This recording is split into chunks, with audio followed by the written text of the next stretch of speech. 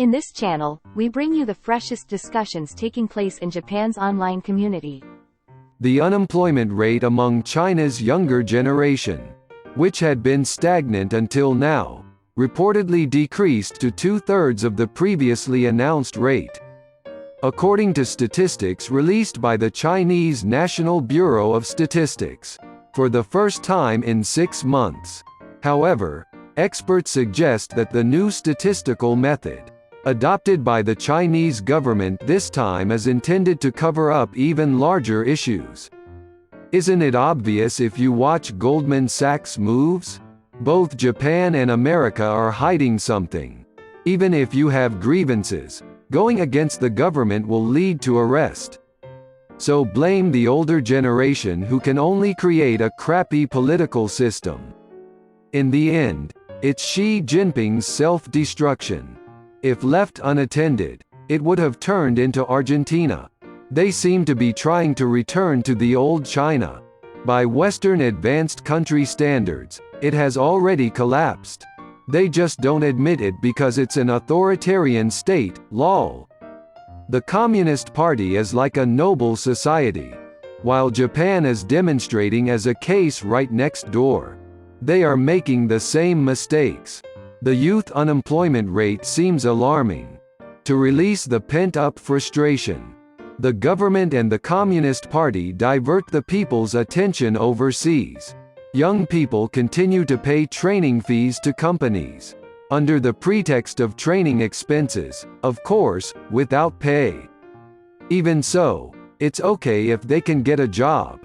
It seems like high alcohol content beverages will sell well. Seriously, cheap products are selling in China now.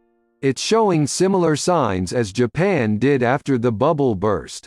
Even if you manipulate the numbers, you can't hide the unemployed youth filling the streets. It's like gasoline vapor permeating everywhere, waiting to ignite. To avoid the same mistakes as Japan, they need to employ young people. Even if it means cutting those over 50. Next year, China will have 11 million university graduates, about the same as the total population of Kyushu in Japan. Japan's bad debt was said to be 100 trillion. But China's Evergrande alone is 48 trillion.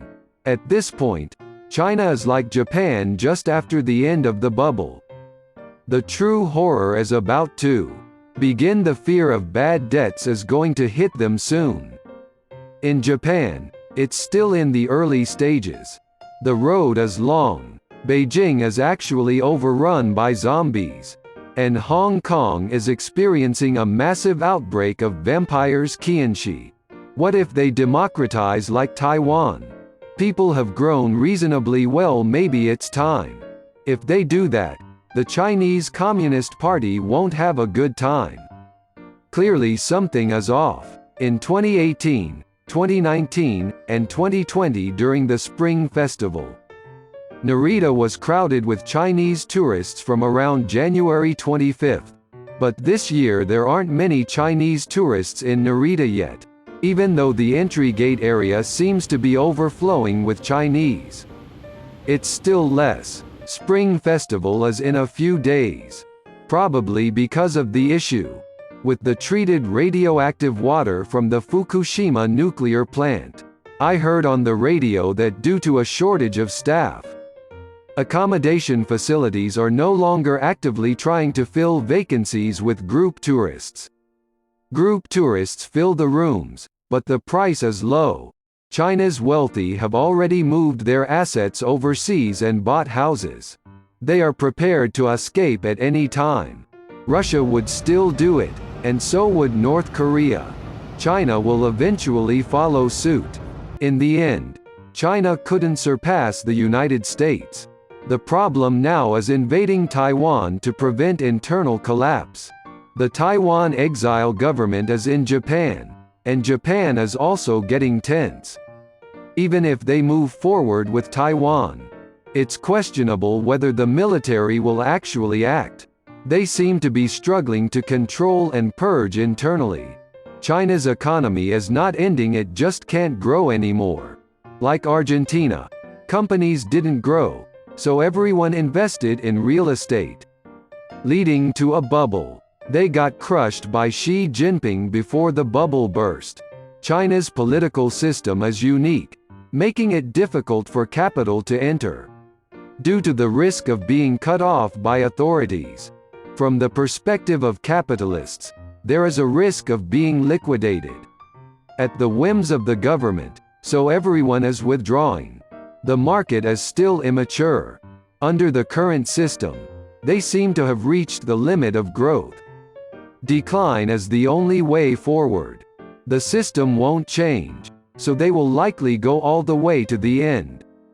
The death of former Prime Minister Li Keqiang at this stage is too painful. He was a wise leader who surveyed the population, dynamics and energy consumption independently, not trusting the numbers handed over by the party, and was trying to grasp the reality and take action. It seems like he knew that there was nothing he could do, and it might have been suicide. Why did they willingly give up the incredibly advantageous position of being the world's factory? Perhaps because of their obsession with face vanity. They wanted to accumulate wealth among the Chinese people for about 30 years. However, Xi Jinping seems to have thought, we shouldn't settle for being just the world's factory. You can't freely deposit or withdraw money from ATMs. Unpaid salaries are becoming common. If this isn't an economic crisis, then those who think so are fools. I thought China could bring about a V-shaped recovery with a super hard landing. But it seems impossible now. The Chinese government surprisingly isn't playing the big card in dealing with the real estate bubble collapse. They are just watching the situation without intervening. Despite being able to inject trillions of yuan, tens of trillions of yen in public funds by exercising their strong authority. China's land is state-owned property, and they trade lease rights. In other words, the Communist Party owns all the land, and local governments become helpless. When the value of the land drops, it seems impossible to cover it up now. However, even if young people want to resist, they will be overwhelmed by the older generation, just like in Japan, or forcibly suppressed like in Hong Kong. This economic collapse will forever be remembered as a failure of socialism in history. Did you find this video interesting? We'll keep bringing you fun topics from Japan's online community. Please subscribe to the channel and drop some comments.